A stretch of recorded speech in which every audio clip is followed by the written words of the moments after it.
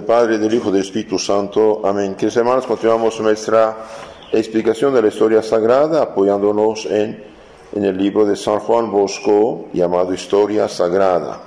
San Juan Bosco, que fue un educador, un pedagogo de primera, hizo un resumen completo de la Biblia. Estamos en la cuarta época, segundo capítulo de este libro. En las charlas anteriores hemos visto cómo Dios intervino en favor del pueblo hebreo oprimido por el faraón, rey de Egipto, como mandó Moisés. Dios hizo muchos milagros, prodigios para rescatar al pueblo, y finalmente el faraón siempre se hizo necio y al final fue un castigo ejemplar. Murieron todos los primogénitos de los egipcios. En este momento el faraón permitió que salieran de Egipto los hebreos. Entonces salieron después de haber comido el cordero pascual. Este cordero, con la sangre del cual habían pintado las puertas de los hebreos, los había protegido contra el ángel exterminador. Entonces salieron, pero después el faraón se arrepintió, mandó buscarlos, pescarlos otra vez. Dios hizo el milagro grande de abrir el mar rojo delante de ellos y fueron al desierto. Y a los 50 días en el desierto, Moisés sube al monte Sinaí para recibir los mandamientos. 50 días después de la liberación de Egipto van a recibir los mandamientos, y esta fiesta se llama Pentecostés. 50 días después de la salida de Egipto reciben Dios manifiesta en el Sinaí, es Pentecostés. Entonces hay dos Pentecostés en la Biblia. El Antiguo Testamento, Pentecostés judía, cuando Dios se manifiesta para dar los mandamientos, y la Pentecostés cristiana, que es la venida del Espíritu Santo. Moisés recibe la ley, queda largo tiempo queda ahí, 40 días. Bien, cuando bajó, por desgracia, los hebreos se olvidaron de Dios y pidieron al sacerdote Aarón construir un becerro de oro, diciendo: ese es tu Dios que te liberó de Egipto. Y cuando Moisés bajó, vio esto, se enojó mucho y rompió las tablas de la ley y mandó castigar fuertemente a los que habían hecho esta fechoría. Página 64, otra vez nos habla de las tablas de la ley y el arca de la alianza. Entonces ahora seguimos esto. Aplacado el Señor, llamó nuevamente a Moisés a la cima de la montaña, donde permaneció otros 40 días, y habiendo recibido otras 2 tablas de la ley, volvió al campamento. Entonces va a recibir la ley y vuelve al campamento. En esto todos fueron espectadores de otra maravilla. Aparecieron en la frente de Moisés 2 rayos tan resplandecientes que no se podía mirar en la cara. Por eso desde entonces, cuando hablaba al pueblo para explicar la voluntad del Señor, se cubría el rostro. Para mayor esclarecimiento de la historia es bueno advertir que los hebreos, habiendo vivido hasta entonces como peregrinos, no habían podido determinar lugar alguno para congregarse y adorar al Señor. Entonces no tienen templo todavía, no tienen lugar donde adorar. Cuando querían darle solemnes gracias por algún beneficio recibido, tomaban piedras, construían como una especie de altar y en él ofrecían sacrificios de animales. Pero como quisiera Dios que su pueblo tuviese un lugar determinado, ritos y ceremonias para que sus ministros le tributasen un culto externo, público y regular. Usted ve ahí que hay varias cosas, un culto externo que se ve, público, que se hace públicamente frente al pueblo, y regularmente. Dios dio orden a Moisés que fabricase un tabernáculo. Era un pequeño templo con la forma de un pabellón portátil. ¿Por qué? Porque no tenía lugar estable todo el desierto, iban de un lugar a otro. Moisés propuso al pueblo que contribuyese con alguna oferta a la construcción del mismo tabernáculo. Todos ofrecieron generosamente y espontáneamente aquello que poseían de más precioso, de oro, plata y otros metales, piedras preciosas y vestidos. En este caso sí se corrigieron después del desastre del becerro de oro y ofreció muy generosamente oro, plata, lo que tenían. Con estas ofertas se fabricó el tabernáculo, el arca de la alianza, dentro de la cual estaban las tablas de la ley, los vasos sagrados, el candelabro, la mesa y todo lo necesario para el servicio divino. Ahí en la imagen ven el tabernáculo, es como una tienda, ¿sí? Todavía no es de piedra.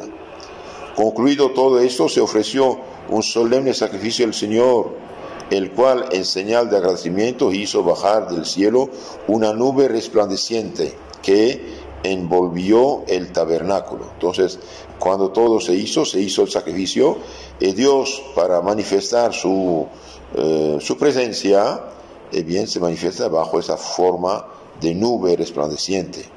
A todas partes donde iban los hebreos, llevaban siempre consigo el tabernáculo, en torno del cual se solían congregar para oír los mandatos que les daba Moisés en nombre del Señor, para celebrar las solemnidades y cumplir con sus deberes religiosos.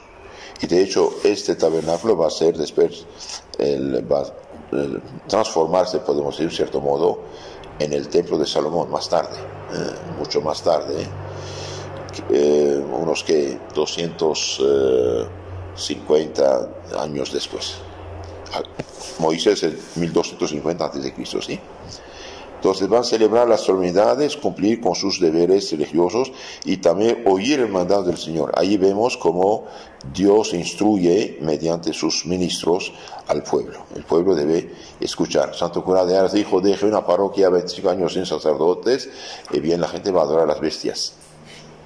Es decir, va a hacer cualquier cosa. Entonces aquí vemos desde el inicio, Dios interviene, Dios instruye al pueblo mediante sus ministros. El tabernáculo constituyó el centro del culto del verdadero Dios hasta que se llevó a cabo en Jerusalén la construcción del templo de Salomón, mucho más tarde. Ahora vemos aquí, ahora veamos un poco explicación espiritual de esto del tabernáculo que hizo de la mejor manera. Veamos un poco el aspecto, digamos, espiritual, ¿no? Entonces Dios había dado muy detalladamente a Moisés preceptos relativos al servicio de Dios durante los 40 días que había estado en la montaña. Entonces ahí en la Biblia, ahí en el Éxodo, por ejemplo, en Números, vemos todo esto. Había dado muchos detalles. A la entrada puso una cortina precisamente trabajada y otra igual pendía del lugar donde estaba la división entre el Sancta y el Sancta Sanctorum. Entonces en este tabernáculo hay varias partes, ¿sí? Como nosotros en la iglesia tenemos la nave para los fieles, después tenemos el santuario, el donde se hace la misa, donde se hace el altar. Eso sería el Sancta Sanctorum. En el Sancta Sanctorum puso Moisés el arca del Señor, a la cual cubrió de oro purísimo por dentro y por fuera, y la proveyó en las 4 esquinas de 4 anillos de oro, por donde se introducían 2 barras de oro para transportarla. Mire, por ejemplo, en esta imagen vemos estas barras de oro, porque eso lo cargaban después, los cargaban cuando iban en el desierto, ¿no? Y arriba del arca de alianza se pusieron los 2 ángeles querubines. Entonces, cuando los católicos cargan la estatua de Jesús Nazareno, por ejemplo, en la Cuaresma, la Semana Santa, no desobedecen a la Biblia, al contrario, hacen lo que la Biblia hizo. En el desierto, la más larga procesión tuvo lugar en el tiempo de Moisés. 40 años. 40 años pasaron cargando el arca de alianza de lugar en lugar. Entonces, y todo hecho, dice, de oro purísimo. ¿Por qué? Porque para Dios lo mejor, para Dios lo mejor. Después cubrió el arca del oro más fino, colocó encima por ambos lados 2 querubines vueltos el uno hacia el otro, cubriendo el arca con las alas. Los que dicen no hagas imágenes, no hagas imágenes, y bien, aquí la imagen dice haga imágenes, los ángeles querubines. Pueden notar esto, es Éxodo 25:18. Éxodo 25:18 dice, harás 2 ángeles querubines de oro macizos. Entonces el Sancta Sanctorum es lo que sería para nosotros el santuario, ¿sí? Donde está el altar. Por eso ahí nadie podía entrar, salvo el sumo sacerdote.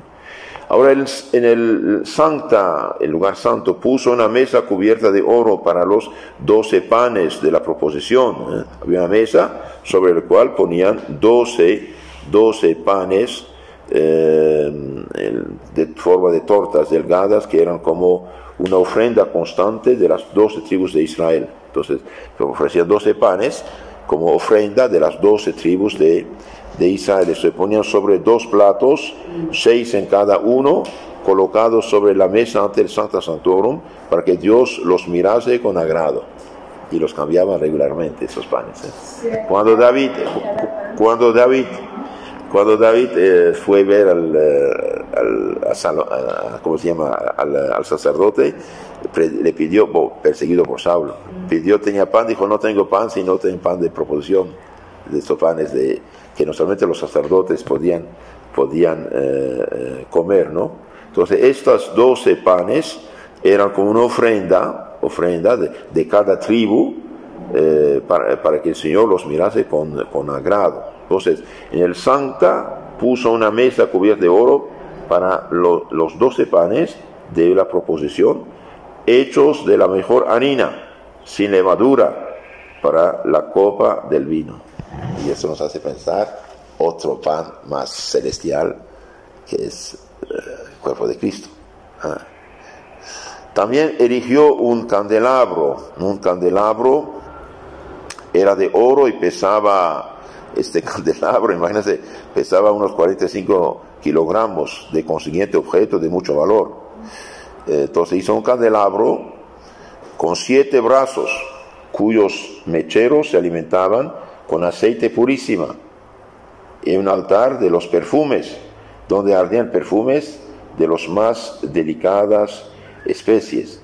Ahora ustedes ven que sobre este candelabro de oro macizo, de 45 kilos, bien, tenía mecheros que estaban alimentados con aceite purísimo. Y esto nos hace pensar a otro aceite que nosotros utilizamos frente al Santísimo, la lámpara del Santísimo. Entonces, la Iglesia Católica guarda cosas, fíjate, desde el tiempo de Moisés. No es. Cuando uno entra en la iglesia y ve la lámpara del Santísimo, sabe que el Señor está ahí. Por eso, en lugar de sentarse como en el teatro, se pone de rodilla un rato, ¿no? Entonces, aceite purísima. Y curiosamente, hoy hay gente que critica que la iglesia sea bella, que tenga cosas preciosas, bellas, pero vemos aquí en la Biblia que la gente ofreció lo mejor que tenía. Su oro, su plata, sus joyas, etc. Y con esto cubrió Moisés ¿cómo se llama? El arca, y vemos que hace este candelabro también de oro, de 45 kilos. Entonces, para Dios lo mejor. Y en el altar dice de los perfumes, donde ardían perfumes de las más delicadas especies. Como dice aquí, perfumes caros. Entonces vemos otra vez que para Dios siempre lo mejor, sobre lo mejor. Sobre este altar se quemaba incienso y otras resinas olorosas 2 veces al día, por la mañana y el anochecer, horas en que se hacía el sacrificio ordinario. Los panes se renovaban todos los sábados. El candelabro había de tener siempre luz. Noche y día estaban ardiendo 7 llamas sobre el remate de sus 7 brazos. Todo esto figura de lo que nosotros vamos a tener tabernáculo. De hecho, nuestro tabernáculo sagrario, de ahí saca la palabra, pero el tabernáculo, como ven ahí en la imagen, era todo el templo, toda la tienda, y toda esta carpa, ¿no? Ahora va a ser donde se pone el Santísimo. ¿Ve? Alrededor de este santo tabernáculo erigió Moisés un pórtico, en donde puso un altar de los sacrificios, donde hacían esos sacrificios para reconocer la soberanía de Dios sobre nosotros y pedir su ayuda, su misericordia. Entonces este altar era de bronce, y porque en él se ofrecían y consumían los holocaustos, se le llama el altar de los holocaustos. Holos en latín con H, nuestro H es todo. Causo, quemar, quemaban todo. Un holocausto era quemar la víctima por completo. Toda la víctima se quemaba. Holocausto, sí. Entonces, la pila era también de bronce, y en ella debían los sacerdotes lavarse las manos, los pies, bajo pena de muerte, siempre que sacrificaban en el altar de los holocaustos o tenían que entrar en el tabernáculo. Entonces, los sacerdotes, bajo pena de muerte, tenían que lavarse manos y pies en la pila antes de ofrecer el sacrificio o antes de entrar en el santuario, en el tabernáculo. Ahora, esto ya no lo tenemos, pena de muerte, pero espiritualmente peor. El que celebra un sacramento en pecado mortal hace un sacrilegio, y un sacrilegio es pecado tan grande, tan horrible, que va al infierno, ¿no? Al infierno para siempre. Y San Pablo lo dice: el que come y bebe el cuerpo del Señor dignamente, come y bebe su propia condenación. Corintios 11:27. Entonces aquí vemos el tabernáculo, el arca de la alianza con los querubines, el candelabro, y tenemos el pórtico y el altar de los sacrificios, y la pila para lavarse los sacerdotes bajo pena de muerte. Tremendo. Y precisamente porque los sacerdotes después de un tiempo no hacían lo que tenían que hacer, hubo esos castigos tremendos. Dios menospreciaba los sacrificios por no cumplir con sus deberes. Cuando todo estuvo terminado, Moisés consagró por mandato del Señor con el óleo de la unción la tienda del tabernáculo y todos los objetos destinados al culto. Y vino una nube y cubrió el tabernáculo, y brilló la majestad del Señor. Entonces aquí vemos que una vez terminado el tabernáculo y todo lo que le pertenece, Moisés va a consagrarlo por mandato del Señor con óleo. Y bien, también se consagra el altar, la iglesia se consagra. Una consagración de la iglesia con misa y consagración toma unas 3 a 4 horas. Primero toda la noche pasan rezando delante de las reliquias de los santos que van a poner en el altar, y el obispo consagra agua gregoriana, mezcla de sal, agua y vino, un agua muy especialmente consagrada para purificar este lugar. Y después cuando empieza es un ritual hermosísimo la consagración de la iglesia, empieza a rociar todas las paredes de la iglesia, por dentro y por fuera. Después consagra el altar y unge el altar con óleo santo, igual que Moisés. Unge el altar con óleo santo, y después pone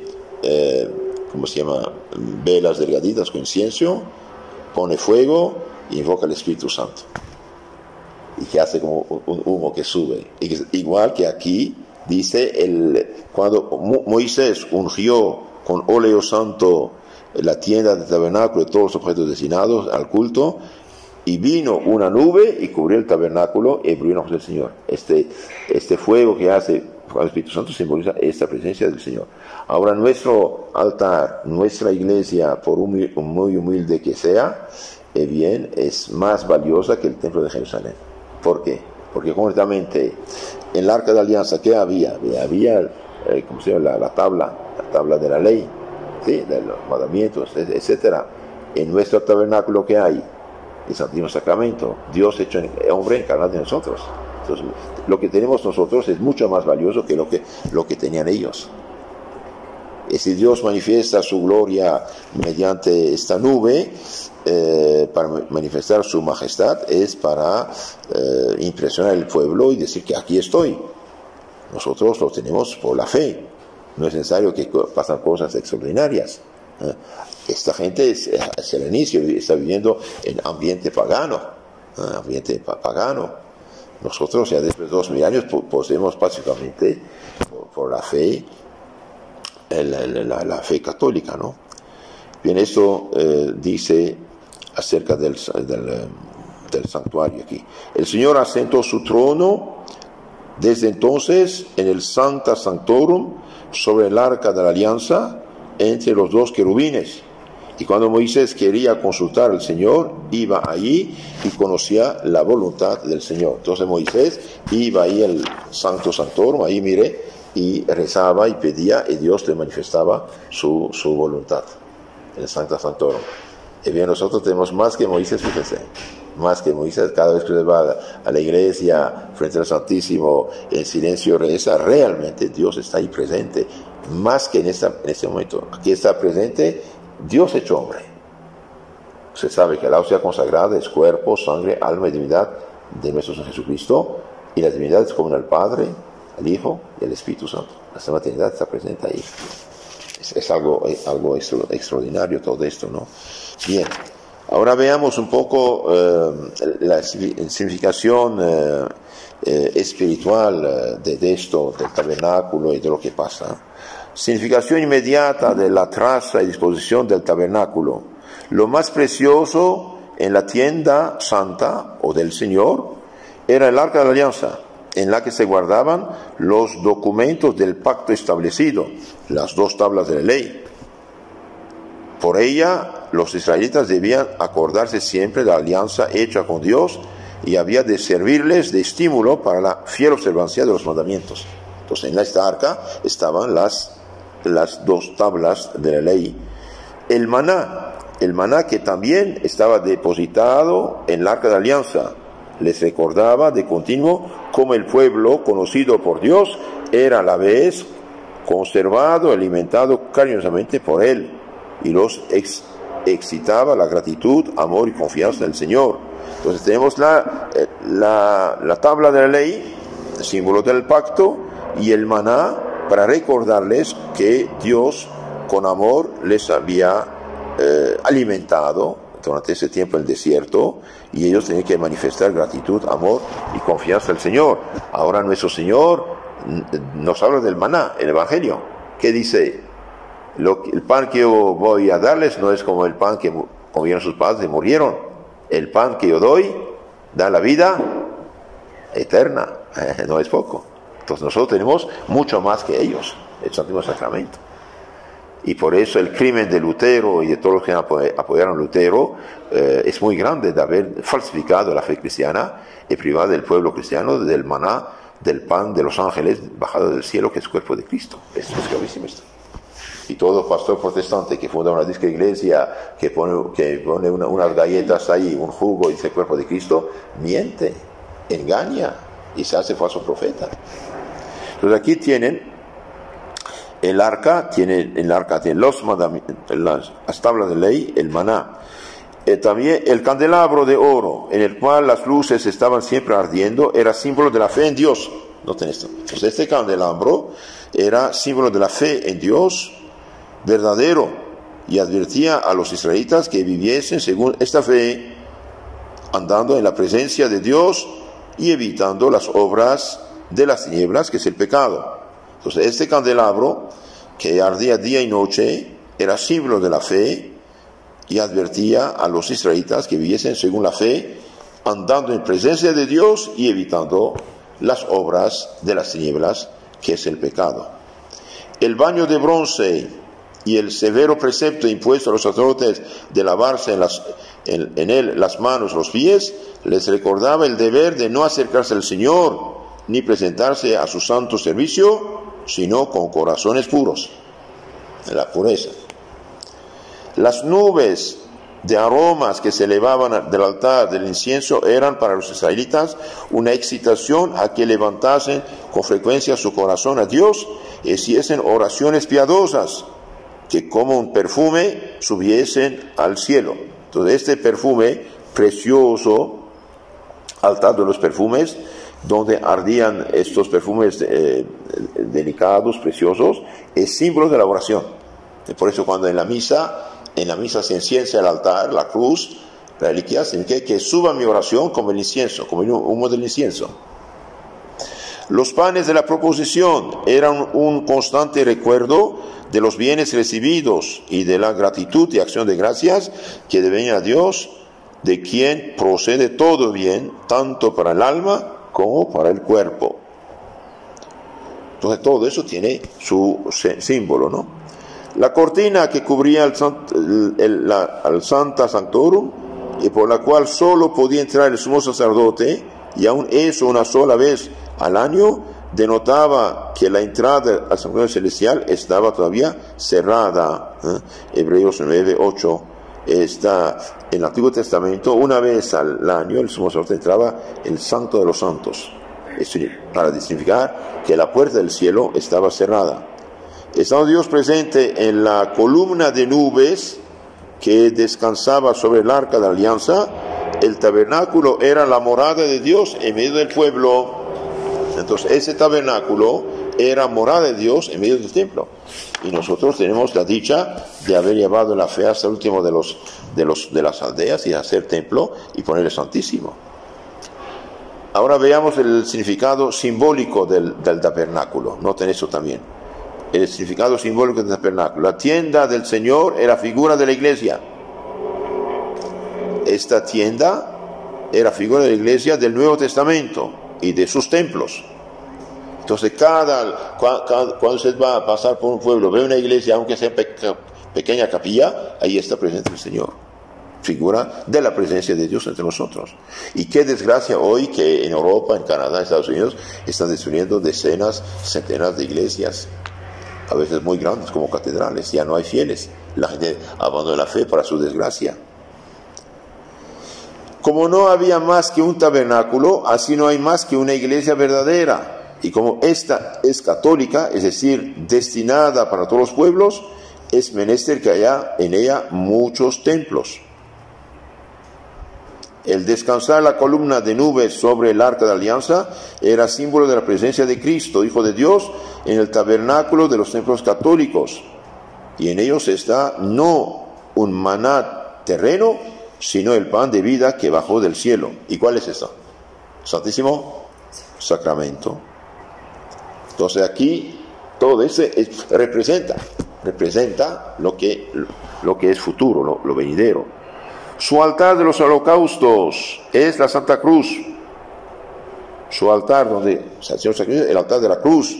Su mesa de proposición es el altar en que todos los días se ofrece el santo sacrificio de la misa. Mire, siglos antes de Cristo tienen el altar de la pan de propone 12 panes ahí.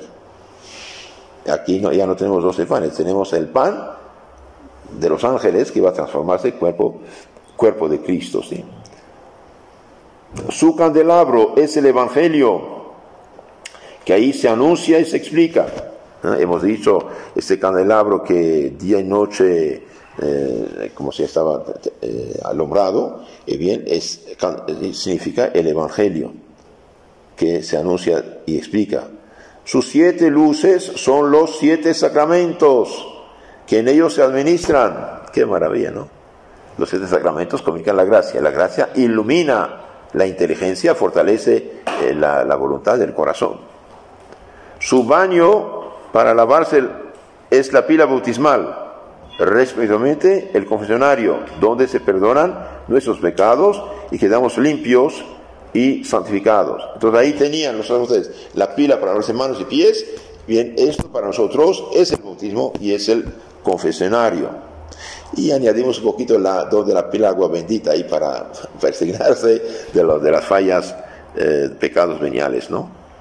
Donde entonces el bautismo y el sacramento de la confesión representan este baño donde se perdonan los pecados y quedan limpios y santificados. También la pila del agua bendita, con cuyo devoto uso se nos perdonan los pecados veniales.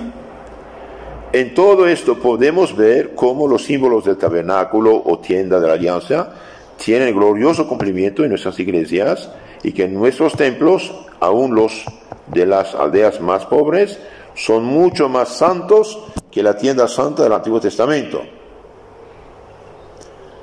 Terminamos con la bondad de Dios.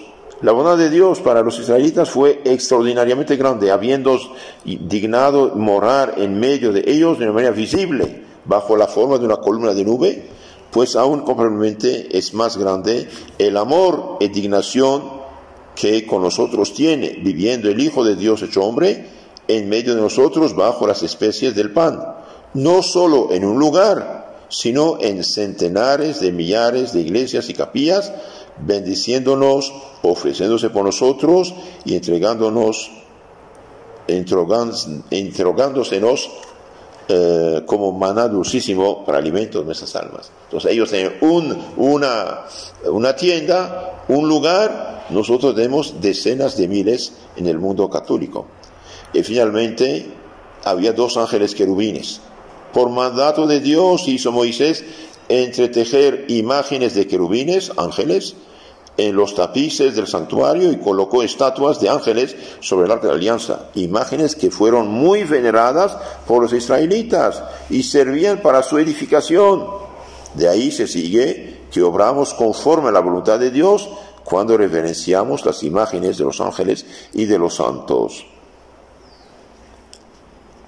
Y lo que dicen los protestantes de nosotros es una mentira.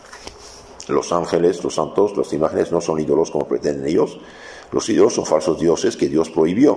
Las imágenes imágenes prohibidas en la Biblia son las imágenes de los disque dioses paganos, punto.